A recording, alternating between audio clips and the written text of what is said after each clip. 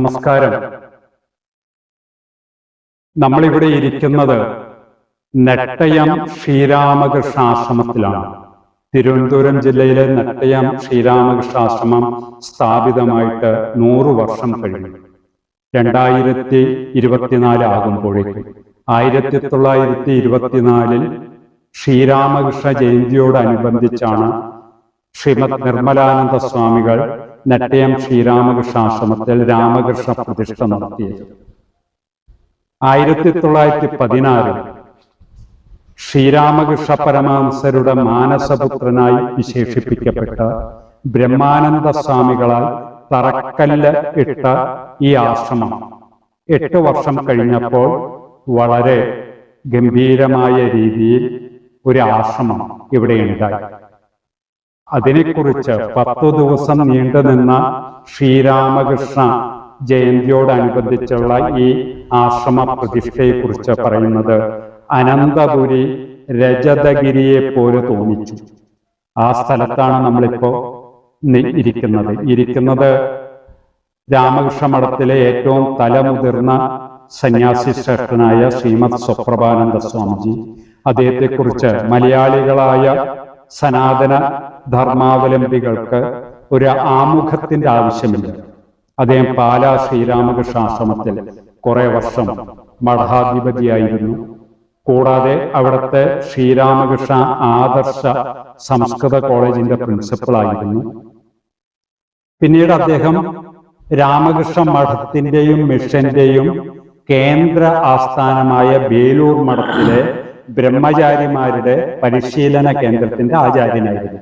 അദ്ദേഹം ഇപ്പോൾ നെട്ടയം രാമകൃഷ്ണാശ്രമത്തിലാണ് താമസിക്കുന്നത്. നമസ്കാരം സ്വാമി. ഇവിടെ നെട്ടയത്തേക്ക് സ്വാമി എത്തുന്നത് എങ്ങനെയാണ്? ഇവിടെ വന്നിട്ട് 2 വർഷമായി. അവിടെ ബേലൂർ മഠത്തിലെ കേരളത്തിൽ നിന്ന് ആൾക്കാര് മഠത്തിൽ ചേരാൻ ആൾ വളരെ കുറവായി. അപ്പൊ എന്നോട് പറഞ്ഞു കേരളത്തിൽ നിന്ന് കുറച്ച് പേരെ ചേർക്കണം. അപ്പൊ അതിന് ഉള്ള ഒരു പ്രവർത്തനത്തിന് വേണ്ടി എന്നെ ഇങ്ങോട്ട് അയച്ചു. ഞാൻ ട്രെയിനിൽ വന്നോളാം എന്ന് പറഞ്ഞു. അത് വേണ്ട, പ്ലെയിനിൽ അയച്ചു. ഇപ്പൊ 2 കൊല്ലം കഴിഞ്ഞു. അപ്പോൾ വന്നപ്പോൾ കൊറോണയുടേതായതുകൊണ്ട് നമുക്ക് പോകാനൊന്നും പറ്റിയിട്ടില്ല. ഇപ്പൊ അതൊക്കെ തുടങ്ങണം. സ്വാമി കേരളം മുഴുവനും യാത്ര ചെയ്ത് അന്തർയോഗങ്ങളും ഒരുപാട് അവിടെ ഹരിപ്പാട് 20 കൊല്ലം അന്തർയോഗം എല്ലാ മാസവും പോയിരുന്നു. ഹരിപ്പാടാണല്ലോ പ്രഥമ രാമകൃഷ്ണ. ഹരിപ്പാട്. അത് കഴിഞ്ഞിട്ട് പിന്നെ ഹരിപ്പാട് കഴിഞ്ഞിട്ട് കായംകുളത്ത് 12 കൊല്ലം.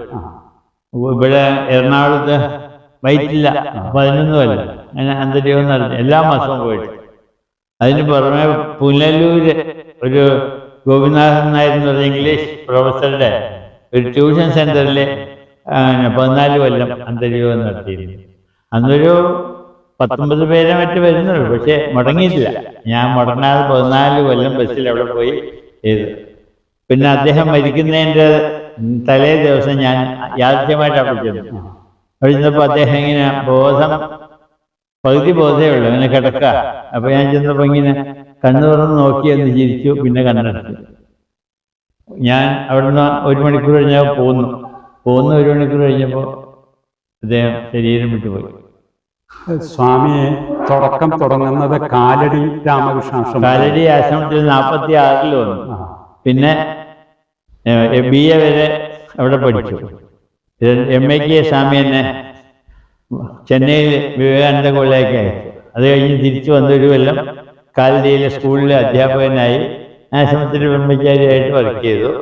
അത് കഴിഞ്ഞ് അടുത്ത കൊല്ലം 63 മുതൽ തൃശ്ശൂർ പുറനാട്ടുകര ആശ്രമത്തിൽ 20 കൊല്ലം അവിടെ താമസിച്ചു. അപ്പോൾ അതിൽ ചക്രാൻ സ്വാമി ഭരണമായിരുന്നപ്പോൾ അദ്ദേഹത്തിൻ്റെ സഹായിയായി. പിന്നെ ഗംഭീരാൻ സ്വാമി ഭരണമായപ്പോൾ അദ്ദേഹത്തിൻ്റെ സഹായിയായി. പിന്നെ പൂമുന്നതിൻ്റെ ചാർജ് എന്നെ ഏൽപ്പിച്ചു. അതൊരു 9 കൊല്ലം. 9 കൊല്ലം വിവേകാനന്ദ വിജ്ഞാന ഭവനത്തിൽ. അന്ന് ദിവസവും 50 കുട്ടികൾ സംസ്കൃതം പഠിക്കുക. അങ്ങനെ 9 കൊല്ലം അവിടെ. അത് കഴിഞ്ഞപ്പോഴാണ് മൃഡാൻ സ്വാമിക്ക് ഒരു റിട്ടയർമെന്റ് വേണം, ഹോസ്റ്റൽ മടുത്തു. അപ്പോൾ ചക്രാൻ സ്വാമി എന്നെ വാർഡനാക്കി.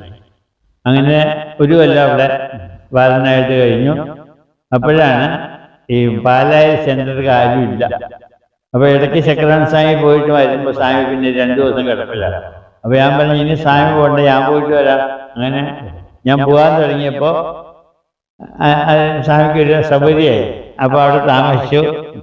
അത് കഴിഞ്ഞപ്പോൾ ശങ്കരാൻ സ്വാമി തിരുവനന്തപുരത്തേക്ക് വന്നപ്പോൾ മിടാൻ സ്വാമിയെ പ്രസിഡന്റായി. മിടാൻ സ്വാമിയെ പ്രസിഡന്റാക്കിയപ്പോൾ സ്വാമി പറഞ്ഞു ഇനി ആ പാലാ ആശ്രമത്തിന്റെ ചുമതല സുപ്രഭാൻ സ്വാമി തന്നെ ഏൽപ്പിച്ചാൽ മതി, എനിക്ക് അങ്ങോട്ടൊന്നും പോകാൻ പറ്റിയത്. അങ്ങനെയാണ് എന്നെ പ്രസിഡന്റാക്കിയത്. അവിടെ എത്ര വർഷമുണ്ടായി? 24 വർഷം. കുറച്ചൊന്നുമല്ല, ഒരുപാട് കാര്യങ്ങളുണ്ട്, ഒരുപാട് കഥകളുണ്ട് എന്നെ പറ്റിയാണ്. അതെ, ഒരുപാട് കഥകളുണ്ട്. പിന്നെ അത് കഴിഞ്ഞ് കൊയിലാണ്ടി കുറച്ച് കാലം. കൊയിലാണ്ടിയിൽ 6 കൊല്ലം. അവിടെ കുറെ അമ്മമാര് ഗീത മുഴുവൻ കാണാപ്പാടം ചെല്ലുകയും, പിന്നെ വിവേക ചൂടാമണി 540 ശ്ലോകമുണ്ട്, അത് മുഴുവൻ കാണാപ്പാടം ചെല്ലുകയും. അത് കഴിഞ്ഞ് നാരായണീയം തുടങ്ങി, അതൊരു 400 ശ്ലോകം വരെ ചെല്ലുകയും. എന്നെ വെല്ലുവിളത്തിലേക്ക് കൊണ്ടുപോയി. ഞാൻ പോകാതിരിക്കാൻ നോക്കി, അപ്പോൾ അവര് നിർബന്ധിച്ച് വരണം. അങ്ങനെ പോയി 8 കൊല്ലം അവിടെ. കേരളത്തിൽ ഒരു പക്ഷേ സ്വാമിയെ പോലെ ഇത്രയധികം ആ പഴയ കാലം ത്തെ-കുറിച്ച് അതായത് സ്വാമി എത്രാമത്തെ വയസ്സിലാണ്? 9ാമത്തെ വയസ്സില് ആശ്രമത്തിൽ വന്നു, കാലടി ആശ്രമത്തിൽ വന്നു. പിന്നെ അവിടെ തുടർച്ചയായിട്ട് 20 കൊല്ലം കഴിച്ചു. അല്ല 15 കൊല്ലം കഴിഞ്ഞ് 2 കൊല്ലം ചെന്നൈയിൽ തിരിച്ചു വന്നിട്ട് പിന്നെയാണ് തൃശ്ശൂരേക്ക്. ഈ നെട്ടയം ആശ്രമത്തിലേക്ക് സ്വാമി എന്നാണ് ആദ്യമായി വരുന്നത്? എനിക്ക് അത് തപസ്യാൻ സ്വാമി ഇരിക്കുമ്പോ 53-ലാണ്. ഓ ശരി. 53-ലെ പിന്നെ ആഗമന സ്വാമിയുടെ കൂടെ വന്ന് തപസ്യാൻ സ്വാമിയായിട്ട് കണ്ടു. അന്ന് ഇപ്പൊ സ്വാമി താമസിക്കുന്ന കുടില്, അത് കുടില് പോലുള്ള സ്ഥലത്ത് അത് അന്ന് ഉണ്ട്. പക്ഷെ അന്ന് ഞാൻ ഇവിടെ താമസിച്ചിട്ടില്ല. ഇവിടെ വന്ന സ്വാമിയുടെ കൂടെ തിരിച്ചു പോവുകയും ചെയ്തു. നീ ശങ്കര കോളേജിന് കളക്ഷന് വേണ്ടി ഇങ്ങനെ സ്വാമിയുടെ കൂടെ കൂടിയത്. അവിടെ താമസിച്ചിരുന്ന വിമലാനന്ദ സ്വാമികളെ, വിമലാനന്ദ സ്വാമി ഞാൻ ഒരുമിച്ച് കാലത്തിൽ 1 കൊല്ലം ഉണ്ടായിരുന്നു. ഇന്ന് സ്വാമി എനിക്ക് കുറച്ച് ഭാഗവതമൊക്കെ വായിച്ച് പറഞ്ഞു. അത് കഴിഞ്ഞ് സ്വാമിജി 2 കൊല്ലം അവിടെ സ്വാമി നിന്നുള്ളൂ. അത് കഴിഞ്ഞപ്പോ ഇനി അധികം ആയുസൊന്നും ഉണ്ടെന്ന് തോന്നുന്നില്ല, പോയേക്കാന്ന് പറഞ്ഞിട്ട് ഉത്തരകാശി പോയി 8-9 കൊല്ലം താമസിച്ചു. സ്വാമിക്ക് ഒരു കുഴപ്പം വന്നില്ല. അപ്പൊ സ്വാമി ഇവിടെ വന്നു, ഇങ്ങോട്ട് വന്ന് ഇവിടെ ആയിരുന്നു. പിന്നെ ഒരു 10 കൊല്ലം കാലടിയിൽ നിന്നാണ് സ്വാമി ഈശ്വരാനന്ദ സ്വാമികളുടെ പുറനാട്ടുകരയിലേക്ക് പോകുന്നത്. അതെ, അവിടെ ഞാൻ ഒരിക്കലും ഈശ്വരാനന്ദ സ്വാമി കാലടിയിൽ വന്നു. അപ്പൊ ഭഗവാൻ സ്വാമി പറഞ്ഞു അദ്ദേഹം വളരെ ഒരു മഹാനാണ്, പോയി നമസ്കരിച്ചു, അത്രേ അറിയുള്ളൂ. പക്ഷെ അവിടെ ചെന്ന് തൃശ്ശൂരിൽ താമസിക്കാൻ തുടങ്ങിയപ്പോഴാണ് അദ്ദേഹത്തിന്റെ മഹത്വം എനിക്ക് ഈശ്വരന്റെ അടുത്ത് താമസിക്കുന്ന പോലെ നമുക്ക് തോന്നും. അത്ര മഹാനായിരുന്നു. അല്ല, ഒരു കാലത്ത് അങ്ങനെയുള്ള ഒരുപാട് സെയിൻലി ആയിട്ടുള്ള ഒരുപാട് അദ്ദേഹത്തിന്റെ ജ്യേഷ്ഠൻ ഒരു സ്വാമി ഉണ്ടായിരുന്നു, അദ്ദേഹം കാഞ്ചീപുരത്ത്, മറ്റേ സുഖാനന്ദ സ്വാമി. അദ്ദേഹം ബ്രഹ്മാനന്ദ സ്വാമികളുടെ കയ്യിൽ നിന്ന്. അതെ. അദ്ദേഹം പൂജ ചെയ്യുമ്പോ ബ്രഹ്മാനന്ദ സ്വാമി നോക്കി നിന്നപ്പോ ശ്രീരാമകൃഷ്ണൻ സുഖാനന്ദ സ്വാമി നിവേദിക്കാൻ വെച്ചതൊക്കെ എടുത്ത് കഴിക്കുന്നതായിട്ട് കണ്ടു. അദ്ദേഹം ഈ നെട്ടയം ആശ്രമത്തില് കുറച്ചു കാലം ഉണ്ടായ കഥകള് അതറിയില്ല. അതായത് നിർമ്മലാനന്ദ സ്വാമി ഒറ്റപ്പാലത്ത് നിന്ന് അദ്ദേഹത്തിന് ഇങ്ങോട്ടേക്ക് പറഞ്ഞിരിക്കുന്നു. അതറിയില്ല.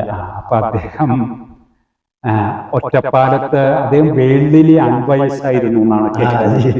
വളരെ അപ്പോ ഒറ്റപ്പാലത്ത് അദ്ദേഹം പൂജയും ഒക്കെ ആയിട്ടിരുന്നു, മറ്റൊരു കാര്യങ്ങളൊന്നും ചെയ്യാൻ പറ്റുന്നില്ല. അപ്പൊ ഒരു ദിവസം പറഞ്ഞു, ശാന്തൻ എന്നാണ് പേര്, ശാന്തന്മാരൻ, Shanthan what are you doing here എന്ന് പറഞ്ഞിട്ട് ഷൗട്ട് ചെയ്തപ്പോ നീ ആ നെട്ടയം ആശ്രമത്തിൽ പോയി താമസിക്കുക എന്ന് പറഞ്ഞു. അപ്പൊ വേഗം പിറ്റേ ദിവസം ബാഗും എടുത്തിട്ട് സ്വാമിയുടെ മുന്നിൽ വന്നു. സ്വാമി വെറുതെ പറഞ്ഞതാണ്. അങ്ങനെ ബാഗ് എടുത്ത് ഇവിടെ വന്നു. അപ്പൊ പറഞ്ഞു പോകുന്ന സമയത്ത് അവിടുത്തെ ചെടികൾക്കൊക്കെ നനച്ച് അത് മാത്രം നീ ചെയ്താൽ മതി, പൂജയും ചെടികളും. അത് കഴിഞ്ഞ് നിർമ്മലാനന്ദ സ്വാമി ഇവിടെ ഒരു സന്ദർഭത്തില് കോരിച്ചൊരിയുന്ന മഴ. അപ്പൊ ഇദ്ദേഹം പോയിട്ട് ചെടികൾക്ക് വെള്ളം നനയ്ക്കും. അപ്പൊ ഈ നിർമ്മലാനന്ദ സ്വാമി തന്നെ വിളിച്ചു, Shanthan what are you doing here? ഒറ്റപ്പാലത്ത് ചോദിച്ച പോലെ തന്നെ, എന്താ my guru Maharaj told me to do so. ഇത് കഥയോ എന്തോ ആയിക്കോട്ടെ, അദ്ദേഹത്തിന്റെ ആ ഗുരുഭക്തി കാണിക്കുന്ന സുഖാനന്ദ സ്വാമി. എനിക്ക് വളരെ ബഹുമാനായിരുന്നു സ്വാമി.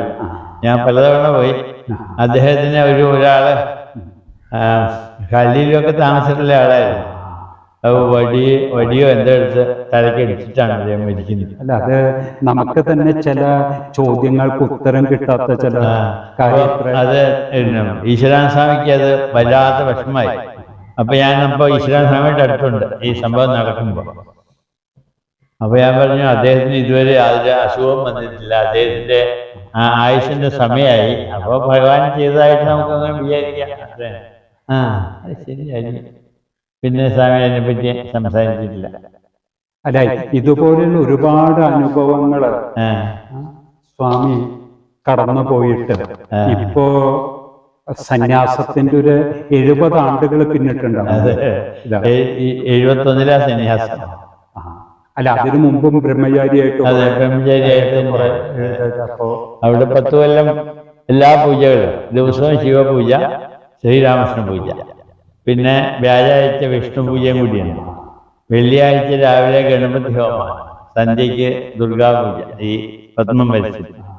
അങ്ങനെ 10 കൊല്ലത്തോളം ഞാൻ പൂജാരിയായിരുന്നു അവിടെ. അതിൻ്റെ കൂടെ കുട്ടികളുടെ കൂടെ ഫുട്ബോൾ കളിക്കുക, അവർക്ക് ഇഞ്ഞു കൊടുക്കുക, പറമ്പ് മുഴുവൻ ഞാൻ കളച്ച് ഭംഗിയാക്കിയിരുന്നു. ഇത് 1897 മെയ് 1 ആണ് രാമകൃഷ്ണ മഠം ഒരു ഏകീകൃത രൂപം വന്നത്. 125 വർഷം കഴിഞ്ഞ സന്ദർഭം നമ്മളിരിക്കുന്ന നെട്ടയം ആശ്രമത്തില് 100 വർഷം കഴിഞ്ഞു.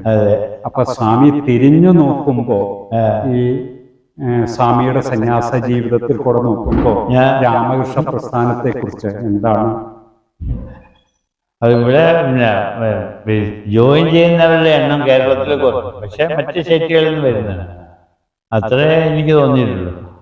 പിന്നെ ഞാൻ എൻ്റെ ജീവിതത്തെ പറ്റി നോക്കുമ്പോൾ ഇതുവരെ 100% വിജയമാണ്. കുട്ടിക്കാലം മുതൽ, കുട്ടിക്കാലാകുമ്പോൾ അധ്യാപകരും സ്വാമിമാരും ഒക്കെ ഞാൻ ചെയ്തു കൊടുക്കും. അത് കഴിഞ്ഞ് ക്ലാസ്സിൽ പോവുകയും ചെയ്യും. പൂജ സംസ്ഥ കഴിഞ്ഞില്ല പൂജ. അത് കഴിഞ്ഞ് പിന്നെ സ്പോർട്സ്മാനായി. എന്നുവെച്ചാൽ ഞാൻ ഈ തലമുട്ടയുടെ ചിക വെച്ചിട്ട് കോളേജിൽ ചെല്ലുമ്പോൾ അവർ കൂട്ടി വിളിക്കും. അപ്പോൾ എനിക്ക് തോന്നി അവരെക്കാളും മോശക്കാരനൊന്നും അല്ല ഞാൻ. അപ്പൊ സ്പോർട്സ്മാനായി. പിന്നെ ഈ കൂപ്പിലേക്ക് നിന്നു. അല്ല, ഒരു സന്യാസത്തിന്റെ ഒരു ജനകീയവൽക്കരണം. പണ്ട് എന്നോട് സമഗ്രാനന്ദ സ്വാമി പറഞ്ഞൊരു കാര്യമുണ്ട്. ഞാൻ നിർമ്മലാനന്ദ സ്വാമി കണ്ടിട്ടുണ്ട്, പക്ഷെ അദ്ദേഹത്തെ നമസ്കരിക്കാനൊന്നും കഴിയത്തില്ല. അല്ല, അങ്ങനെ ഒരു പരിചയമില്ല അക്കാലത്ത്. പക്ഷെ ഇന്ന് സന്യാസത്തിന്റെ ഒരു ജനകീയവൽക്കരണം നടന്നുണ്ട്. പക്ഷെ അതിന്റെ ഒരു ആഴം കുറഞ്ഞതായിട്ട് സ്വാമിക്ക്, അതെ, നമ്മുടെ ഈശ്വരാനന്ദ സ്വാമി, ആഗമാനന്ദ സ്വാമി, അത്രയുള്ളവരൊക്കെ വളരെ കുറവാണ്. മിഷനിൽ തന്നെ വളരെ കുറവാണ്. പിന്നെ അവര് നല്ല ജീവിതമായതുകൊണ്ട് എനിക്ക് അവരോടൊക്കെ ബഹുമാനമുണ്ട്. അതിൽ ഒരു വൈസ് പ്രസിഡന്റിനോട് എനിക്ക് അദ്ദേഹത്തോട് തീരെ ബഹുമാനമില്ല. എന്താണ്, അദ്ദേഹം കഴിഞ്ഞ ജനറൽ സെക്രട്ടറി ആയിട്ടിരുന്നതാണ്, പേര് മറന്നുപോയി. അദ്ദേഹം അന്ന് ജനറൽ സെക്രട്ടറി ആയിരിക്കുമ്പോൾ എനിക്കെതിരായിട്ട് പല ആക്ഷനും എടുത്തു. അതും വേണ്ട തരത്തിൽ അന്വേഷിക്കാതെ ചെയ്തത്. അതിന് ഞാൻ കുറ്റം പറയാനുണ്ടായിരുന്നു. പക്ഷെ ഇപ്പം എനിക്ക് അദ്ദേഹത്തോട് ബഹുമാനം. എന്താ വെച്ചാൽ അദ്ദേഹം വൈസ് പ്രസിഡന്റായി. അപ്പോൾ അതുകൊണ്ട് ഭഗവാൻ അദ്ദേഹത്തെ കയ്യിലെടുത്തല്ലോ. അപ്പോൾ പിന്നെ ഞാൻ പരാജയമൊക്കെ വിട്ടു. ഞാൻ അദ്ദേഹത്തെ നമസ്കരിച്ചു. അപ്പോൾ കൊയിലാണ്ടിയിൽ പരിപാടിക്ക് പോയപ്പോഴാണ്. അപ്പം ഞാൻ ആശ്രമത്തിൽ 46 വന്നു, അദ്ദേഹം 56 വന്നു. അപ്പം ഞാൻ സീനിയറല്ലേ. അപ്പോൾ അതെന്നോട് പറഞ്ഞു. അപ്പോൾ ഞാൻ പറഞ്ഞു, ഞാൻ 46 വന്നു, 71 ഞാൻ സന്യാസം എടുത്തു. അങ്ങ് 70 സന്യാസം എടുത്തു. അപ്പൊ അങ്ങ് സീനിയറാണ്, ഞാൻ നമസ്കരിച്ചു. അദ്ദേഹം സന്തോഷമായി. അല്ല, സ്വാമിയെ സംബന്ധിച്ച് സ്വാമി വളരെ സ്ട്രിക്റ്റ് ആണ്. അപ്പൊ ആ പഴയൊരു പാരമ്പര്യം അങ്ങേല് അവശേഷിക്കുന്നുണ്ട്. ഈ പുതിയ അവർക്ക് അറിഞ്ഞൂടാ. അത് നമ്മുടെ കൂടെയൊക്കെ താമസിച്ചാലേ പറഞ്ഞു കൊടുക്കാൻ പറ്റുള്ളൂ. പിന്നെ ഞാൻ ഇപ്പൊ ഇന്നിപ്പോ അവിടെ വിളമ്പുന്ന പറഞ്ഞു കൊടുത്തു. വിളമ്പുന്ന കാര്യം പറഞ്ഞു കൊടുത്തപ്പോൾ അവർക്കൊക്കെ ആശ്ചര്യമായി. ആ സ്ത്രീകൾക്കും പറഞ്ഞു കൊടുത്തു, പുരുഷന്മാർക്കും പറഞ്ഞു കൊടുത്തു. അങ്ങനെ കൂടെ താമസങ്ങളിലേ പറയാൻ പറ്റുള്ളൂ. അപ്പൊ ഇപ്പൊ ഒരു എന്തൊരു പരിവർത്തനത്തിന്റെ കാലഘട്ടമാണ് സന്യാസത്തിൽ പോലും എന്ന് പറഞ്ഞാൽ അത് ചുറ്റുപാട് അങ്ങനെയാണ് കാണുന്നത്. പിന്നെ കൂടെ താമസിക്കുമ്പോൾ അവർ കൂടുതൽ പഠിച്ചോളൂ. പണ്ട് ഈ തപസ്വാധ്യായ നിരതന്മാരായിട്ടുള്ള ഒരുപാട് പേര്, ഇത് രാമകൃഷ്ണ മഠത്തിൽ മാത്രമല്ല ഇപ്പൊ ഉണ്ടായിരുന്നു, ഇപ്പോ എല്ലാവർക്കും കുറഞ്ഞു വരുന്നു. അതിപ്പോ ഭഗവാൻ തീരുമാനിക്കുമ്പോൾ ശരിയായിക്കോളൂ എന്ന് വിചാരിക്കാം. ഞാൻ ഏതായാലും എവിടെ ചെന്നാലും എന്നെ അനുകരിച്ചാൽ അവർക്ക് നല്ല പേരുണ്ടാവും. ആ രീതിയിലാണ് ജീവിക്കുന്നത്. ഞാൻ ഒരിക്കലും മടി പിടിച്ചിരുന്നിട്ടുമില്ല, വേണ്ടാത്ത ഇത് പോയിട്ട് ചാടുന്നുമില്ല.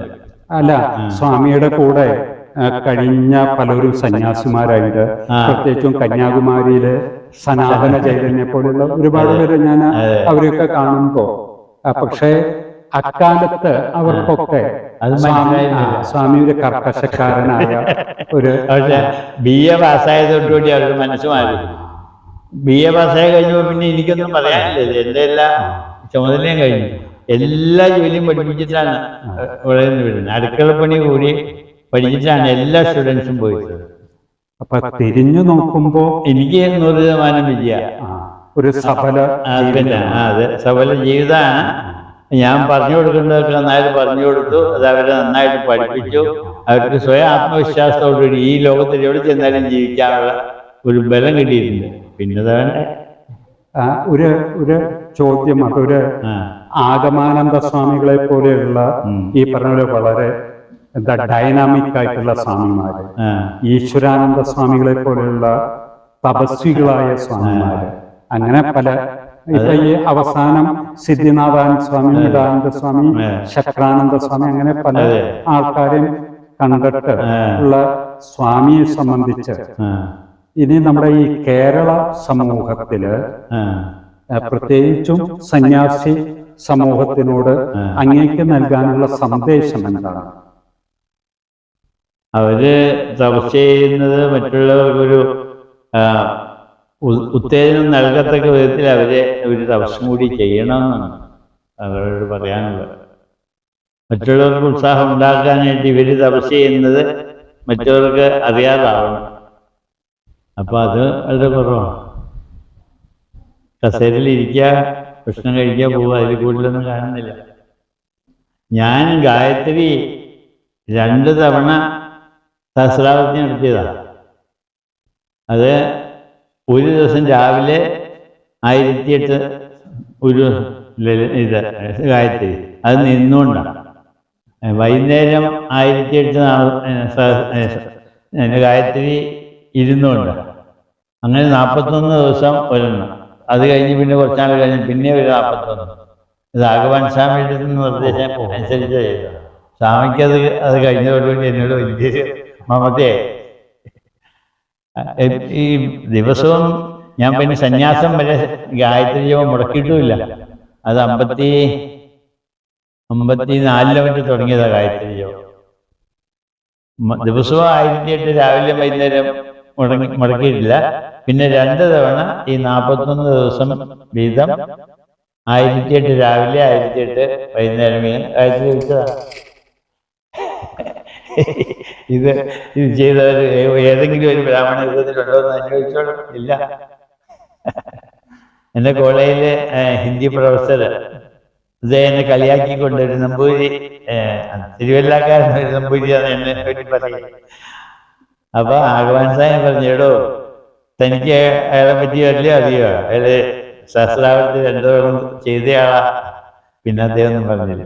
രാമദാസായിരുന്നു ഹിന്ദി പ്രൊഫസറുടെ പേര്. എന്നോട് വലിയ ഇഷ്ടമുള്ളതുകൊണ്ട് അങ്ങനെയൊക്കെ പറഞ്ഞതാണ്, കളിയാക്കാൻ വേണ്ടിയല്ല. ലോകത്തിലെ ആധുനിക ലോകത്തിന് ആധ്യാത്മികമായൊരു ദിശാബോധം നൽകിയ പ്രസ്ഥാനമാണ് രാമകൃഷ്ണ പ്രസ്ഥാനം. കേരളത്തിൽ നിന്നും രാമകൃഷ്ണ പ്രസ്ഥാനത്തിലേക്ക് അതിഗംഭീരന്മാരായ ഒരുപാട് പേരുണ്ടായിട്ടുണ്ട്. സമൂഹം അറിയുന്നവരും അറിയാത്തവരുമായിട്ട്. ഉദാഹരണത്തിന് രംഗനാഥാനന്ദ സ്വാമികൾ, സിദ്ധേശ്വരാനന്ദ സ്വാമികൾ, നിത്യബോധാനന്ദ സ്വാമികൾ, നിശ്രേയസാനന്ദ സ്വാമികൾ എന്നൊക്കെ പറഞ്ഞാൽ മലയാളികൾക്ക് 1-2 പേർക്ക് അറിയാം. പക്ഷെ പലരും കേരളത്തിന് വെളിയിലാണ്. കേരളത്തിനുള്ളില് ആഗമാനന്ദ സ്വാമികളെ പോലെയുള്ള ഒരുപാട് പേര്. അപ്പൊ ഇവരെയൊക്കെ കണ്ടിട്ടുള്ള ഒരു സന്യാസിവര്യനാണ് സ്വപ്രഭാനന്ദ സ്വാമികൾ. അദ്ദേഹം ഞാൻ നേരത്തെ സൂചിപ്പിച്ചതുപോലെ 50 ആണ്ടുകളുടെ സന്യാസത്തിന്റെ ഒരു പാരമ്പര്യം. അതിന്റെ അവസാന കാലഘട്ടത്തിൽ ജീവിത സായന്തനത്തിൽ അദ്ദേഹം നെട്ടയം ആശ്രമത്തില് വരുന്നു. മഹാനായ യതീശ്വരാനന്ദ സ്വാമികളെ പോലുള്ളവര് താമസിച്ച കുടില് പോലെയുള്ള സ്ഥലത്താണ് അദ്ദേഹം ഇന്നും ലളിത ജീവിതവും ഉയർന്ന ചിന്തയുമായിട്ട് ജീവിക്കുന്നു. ഇത് വെറുതെ പറയുന്ന ഒരു വാചകമല്ല, ലളിത ജീവിതവും ഉയർന്ന ചിന്തയും. ഇപ്പൊ അദ്ദേഹം അവിടെ ആ സ്ഥലത്തിരുന്നു കൊണ്ട് യോഗവാസിഷ്ടം തർജ്ജമ ചെയ്യുകയാണ്. ഇന്ന് ജൂലൈ 4 സ്വാമി വിവേകാനന്ദൻ സമാധിയായ ദിവസമാണ്. 122 വർഷങ്ങൾ കഴിയുമ്പോൾ 100 വർഷം പിന്നിട്ടു നെട്ടയം ആശ്രമം ഇവിടെ ഉണ്ടായത്. ഈ കാണുന്ന ഈ തൂണുകളൊക്കെ അത് ബംഗാളി മാതൃകയിൽ പണിതത് 100 വർഷങ്ങൾക്ക് മുമ്പ്. അതെല്ലാം നിർമ്മലാനന്ദ സ്വാമികളുടെ നേതൃത്വത്തിൽ. അത് കേരളത്തിൽ ഒരുപക്ഷെ ഈ ഭ്രാന്താലയമായി വിശേഷിപ്പിക്കപ്പെട്ട കേരളം തീർത്ഥാലയമായി മാറാനുള്ള ഒരു പ്രധാനപ്പെട്ട പ്രസ്ഥാനം രാമകൃഷ്ണ പ്രസ്ഥാനം. അതിന്റെ കേന്ദ്ര ബിന്ദു എന്ന് പറഞ്ഞാൽ ഈ നെട്ടയം രാമകൃഷ്ണ ആശ്രമമാണ്. സ്വാമി അവസാനിപ്പിച്ചത് പറഞ്ഞുകൊണ്ട് നിർത്താണ്. ഇവിടെ ഒരു തപോഭൂമിയാണ്. ഒരുപാട് സന്യാസി ശ്രേഷ്ഠന്മാര് തപോസ്വാധ്യായ നിരതന്മാരായി കഴിഞ്ഞ ഒരു പാരമ്പര്യം രാമകൃഷ്ണ പ്രസ്ഥാനത്തിന് പ്രത്യേകിച്ചും നെട്ടയം രാമകൃഷ്ണ പ്രസ്ഥാനത്തിനുണ്ട്. സ്വപ്രഭാനന്ദ സ്വാമി ഇപ്പോ ഇവിടെ നെട്ടയം ശ്രീരാമകൃഷ്ണ ആശ്രമത്തിൽ വന്നിരിക്കുന്നു. നമസ്കാരം.